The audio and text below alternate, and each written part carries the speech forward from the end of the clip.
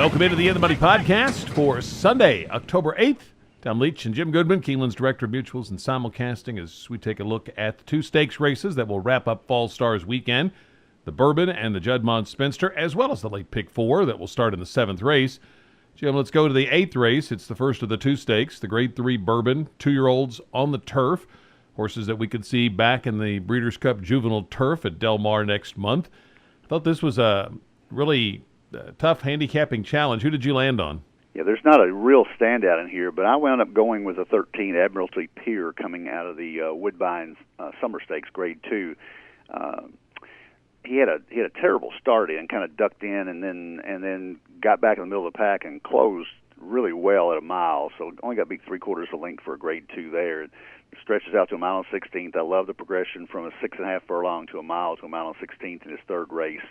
And not familiar with the trainer, Barbara Menshaw, but assume this sort of Louis Aya is going to take the mount, and this horse is well meant here. 13 hole doesn't help me any at a mile and 16th, but I'm going to take him, but I'm not going to use him exclusively in the pick four. The three-horse Tap Daddy for Steve Asmussen moved up well on the turf at Kentucky Downs. Don't know, there was a yielding turf course that day, so I don't know how much that helped him. But he's a scat daddy, and third start of his career.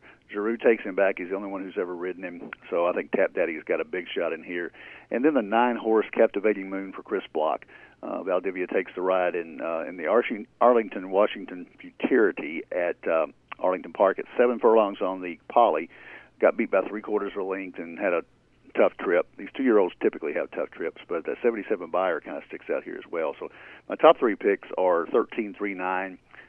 Also would use a horse called Fred's Twirlin' Candy coming off Kentucky Downs maiden win underneath there. So that would be my pick. Admiralty Pier to 13. I'd like him better if he wasn't in 13 hole, though.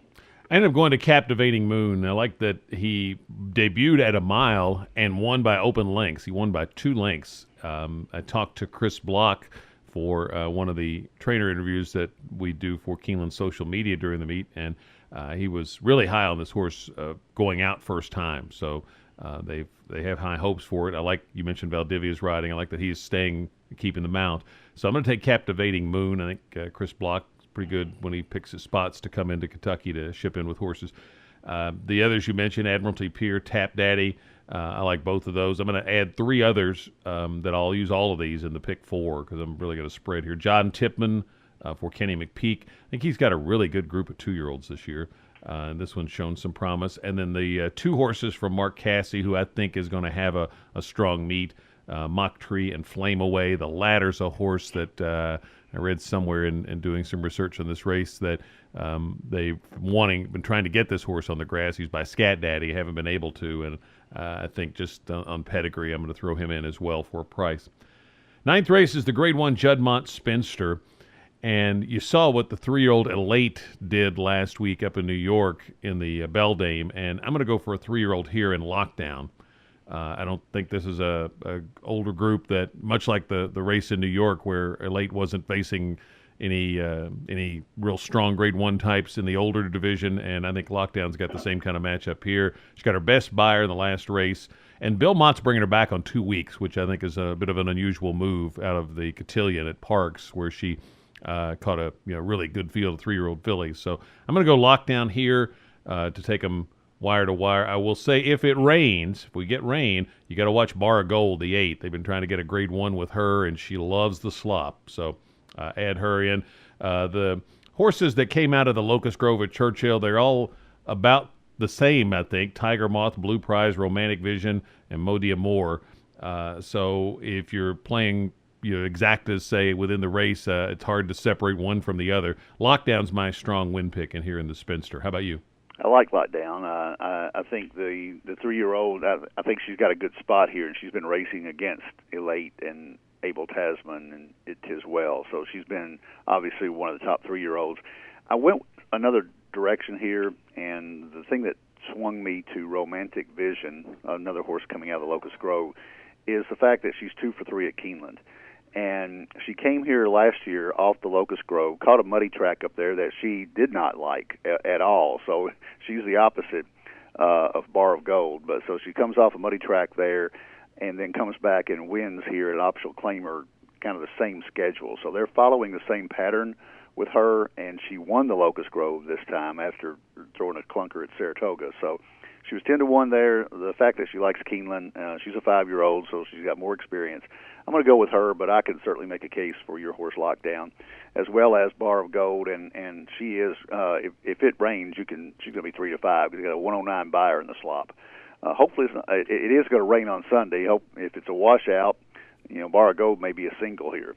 Blue Prize, the 10-horse, coming out of Locust Grove as well, and a couple others there that you could throw into a pick 4 if you're using those Locust Grove horses, because Motamore is also coming into that race. But Romantic Vision, very, very thin choice over your horse Lockdown. A couple of maiden races bookend the 2 stakes for the late pick 4. So we'll go to the 7th to start that pick 4. What's your pick 4 ticket look like? Well, this one's pretty easy. I singled Mia Mischief here for Asmussen. That 82 buyer, first time out, lost to Princess Warrior, who's coming back and may be the favorite in the Alcibiades as we tape this on Friday. And Mia Mischief looks like a standout here. So I'm going to make this pick 4 ticket real simple. I'm going to single her, and then I'm going to go deep in the other races. In the 8th, I'm going to use the horses that I talked about: Fred's Twirling Candy, the 2; Tap Daddy, the 3; the 9-horse Captivating Moon; the 12 Flame Away; and the 13 Admiralty Pier. Then that's 5 deep. And the third leg in the Grade 1 Spinster, I'm going to use 5, 6, 7, 8, 10, 11. And that's the horses that we talked about, plus a couple: Tiger Moth, Lockdown, Turkish Tappy, who we didn't talk about, Bar of Gold, Blue Prize, and Romantic Vision. And then kicking off the or finishing the late pick 4. It's a wide open maiden special, but I went 5 deep here with Sport, the 7 being my top pick.